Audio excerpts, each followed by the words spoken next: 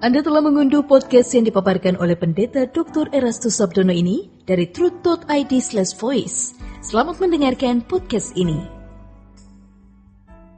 Shalom saudara sekalian, salam sejahtera dalam kasih Tuhan kita Yesus Kristus. Kebenaran hari ini 14 Juli berjudul Testimoni bagi Dunia.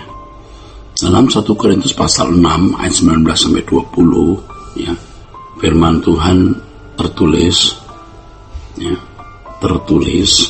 atau tidak tahukah kamu bahwa tubuhmu adalah bait Roh Kudus yang diam di dalam kamu, Roh Kudus yang kamu peroleh dari Allah, dan bahwa kamu bukan milik kamu sendiri, sebab kamu telah dibeli dan harganya telah lunas dibayar. Karena itu muliakanlah Allah dengan tubuhmu.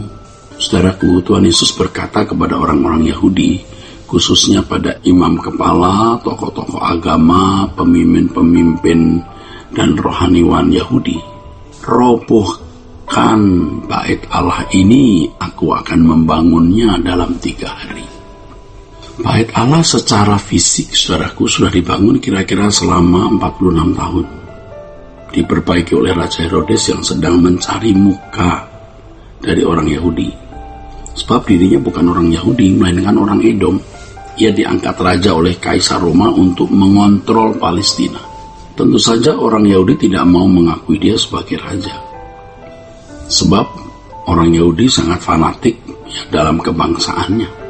Herodes mencoba mengambil hati orang-orang Yahudi dengan membangun kembali bait Allah.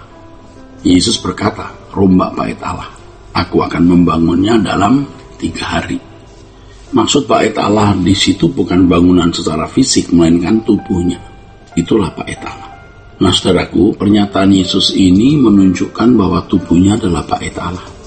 Hal ini menegaskan yang dikatakan Paulus dalam 1 Korintus 6 ayat 19 dan 20, bahwa kemudian hari orang percaya yang telah ditebus oleh Yesus dengan darahnya juga menjadi bait dari Roh Kudus. Biasanya budak yang dimiliki seorang tuan dapat dibeli, ditebus oleh seorang majikan yang baru untuk menjadi miliknya. Budak tersebut yang tadinya hidup dalam dominasi kekuasaan seorang tuan harus pindah ke tuan yang baru. Tuan yang baru yang membeli budak tersebut berhak melakukan atau berbuat apa saja terhadap budak yang dimilikinya. Jadi terkait dengan soal penebusan, ini menunjuk pada budaya soal budak pada zaman itu. Atau begini saudara sekalian ya, ini satu fakta ya. Jadi kalau kita telah ditebus oleh Tuhan Yesus, kita menjadi miliknya. Kita seperti budak yang dibeli oleh seorang tuan, dimiliki sepenuhnya oleh tuan tersebut. Dan tuan itu adalah Tuhan Yesus, saudara. Itulah sebabnya Alkitab mengatakan bahwa kita ini bukan milik kita sendiri. Mengapa demikian? Karena kita telah ditebus, telah dibeli dengan harga yang lunas dibayar. Pada zaman dulu seorang budak biasanya ditato di beberapa tempat tubuhnya untuk menunjukkan siapa pemilik budak itu. Hal ini juga kita alami sebagai orang percaya. Allah mentato kita dengan memberikan meterai Roh Kudus. Tato atau meterai itu, saudaraku sekalian, tidak bersifat permanen.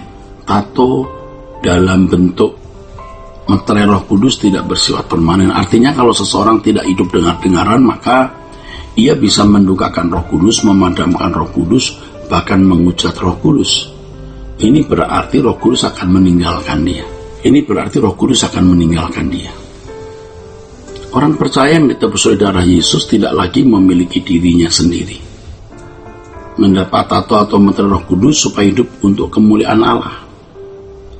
Jadi kalau tidak hidup untuk kemuliaan Allah ya, berarti dia menyanyiakan meterai Roh Kudus itu. Memuliakan Allah tentunya bukan hanya mengikuti liturgi, saudaraku sekalian ya. Kalau kita memuliakan Allah hanya mengikuti liturgi ya belum tepat. Memang agama-agama pada umumnya, agama suku jika melakukan seremonial atau semacam liturgi dalam agama mereka itu sudah cukup, dipandang sudah cukup mengabdi kepada Allahnya. Tetapi tidak demikian dengan orang percaya. Sebab kita ini standarnya menyembah Allah dalam roh dan kebenaran. Allah kita bukan seperti Allah atau dewa atau ilah yang disembah dalam agama suku yang dapat disukakan dengan seremonial atau liturgi. Ya. Jangan merasa dengan berliturgi menyanyikan lagu rohani kita sudah menyembah Allah dan hal itu menyenangkan hatinya. Justru sebaliknya, sering liturgi malah menyesatkan. Maksudnya membuat orang bohong atau menipu, sebab dalam hidup kesehariannya ternyata tidak sesuai dengan syair yang termuat dalam lagu-lagu yang dia nyanyikan atau pengakuan yang dia ucapkan, saudaraku.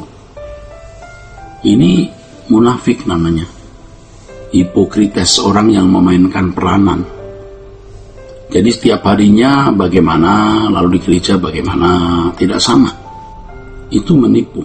Jika hidup keseharian kita tidak benar-benar dijalani sesuai dengan kehendak Allah, maka mengikuti liturgi gereja malah jadi berdosa. Itu yang terjadi dalam kehidupan banyak orang Kristen. Memuliakan Tuhan itu bukan hanya memuliakan Tuhan, itu adalah sebuah tindakan atau perbuatan. Dan tidak cukup hanya berbuat baik, saudara sekalian. Bukannya berbuat baik membuat Tuhannya orang Kristen dipuji orang begitu, bukan. Tetapi melakukan segala tindakan yang membuat Allah menjadi terhormat lebih dari Allah yang lain. Dan tentu saja untuk itu perbuatan kita harus bernilai atau berkualitas lebih tinggi dari perbuatan-perbuatan yang dilakukan oleh orang lain.